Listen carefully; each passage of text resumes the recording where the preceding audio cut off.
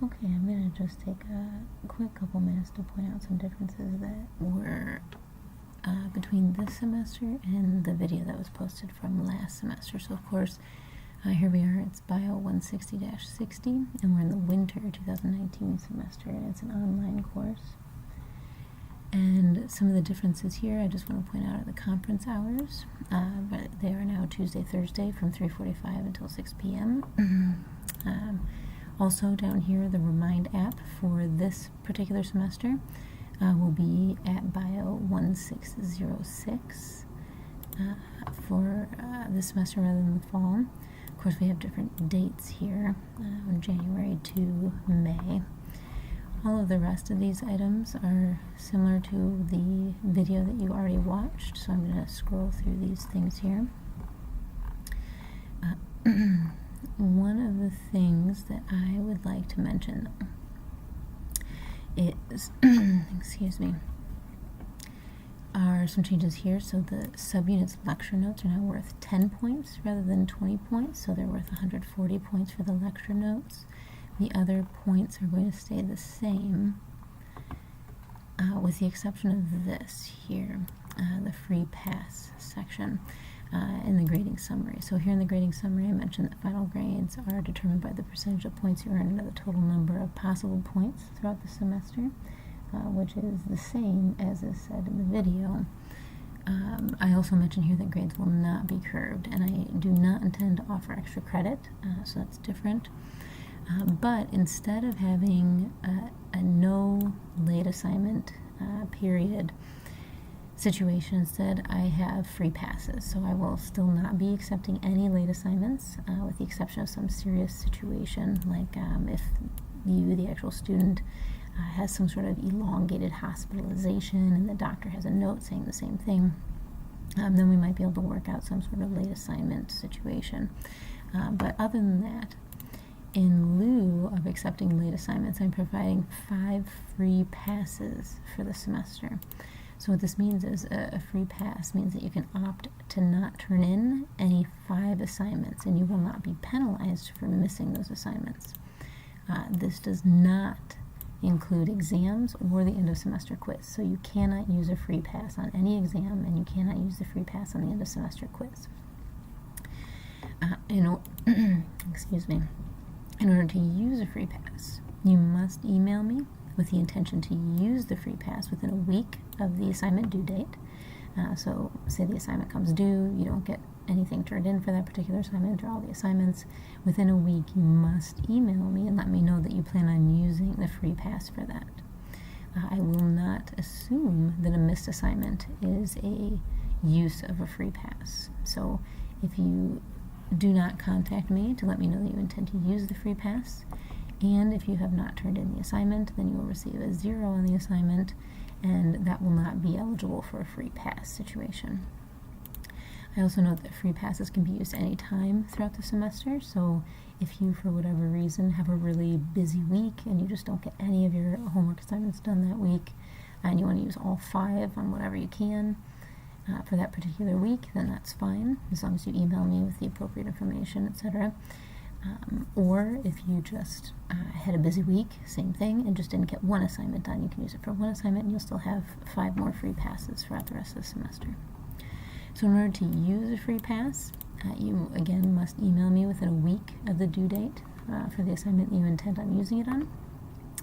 And in that email, you must include your full name, so first and last name, the class you are in, so the Bio 160-60, and then what assignment you are using the pass for. And what I mean by that is using the posted assignment name. So not saying I want to use it for the homework for last week. Saying specifically I want to use this for the Introduction to Human Body Systems homework assignment. And then I'll know exactly which one you intend on using it for.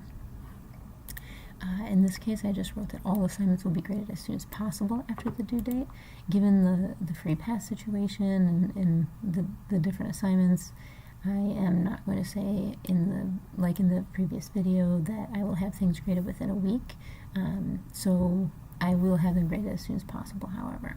And then I'll let you know if that is going to be some sort of elongated period of time. The rest of this is the same. The difference here, again, is the lecture notes are worth 10 points rather than 20 points now, giving a total of 1,300 points. I have the addition of the scale here, telling you exactly where the cutoff is for the pluses and minuses. And then, of course, a big difference is the tentative class schedule. So the schedule itself is the same, with the exception that there's a spring break in the semester versus a Thanksgiving.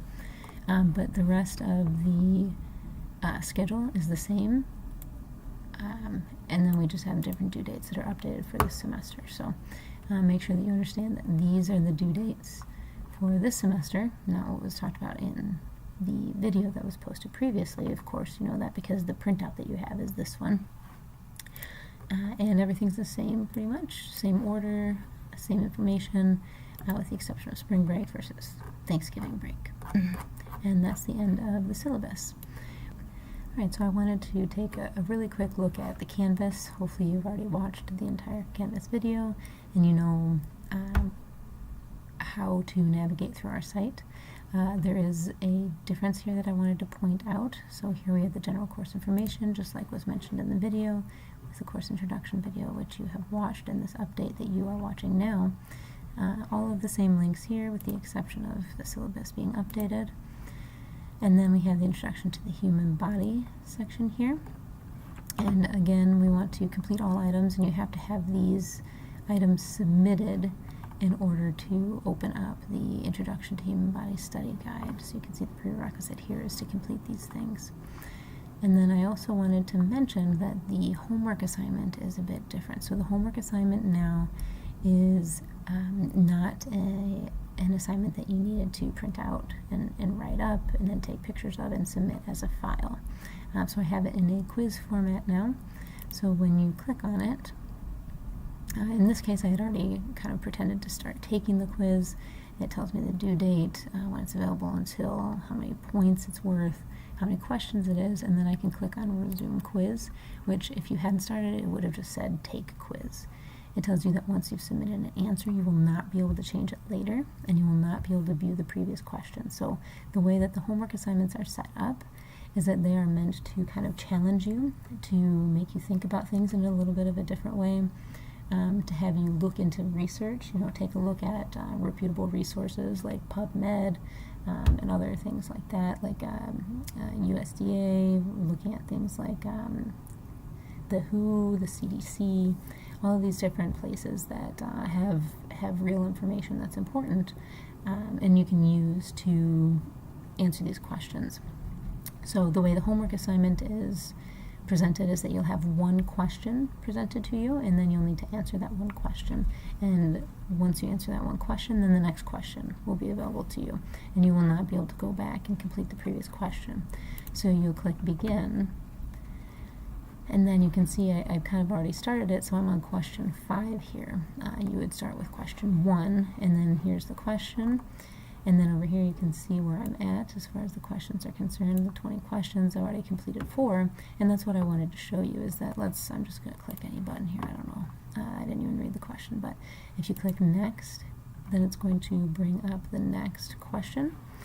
And then I'm going to click next, and it'll bring up the next question. And then let's say right now I have to go. I don't have time to finish this. I'm on question 6. That's fine. You just go ahead and click out of it, and it's going to say, are you sure? And then you just say, okay. And then when you do that, then you can leave, go whatever it is you need to do, come back 3 days later if you need to. You can click back on the assignment, and then you can resume the quiz, so you can keep working on it. And you can keep working on it. You can start it up and finish it and start it up and keep working on it until the due date. Once the due date comes, then whatever is completed is what is submitted.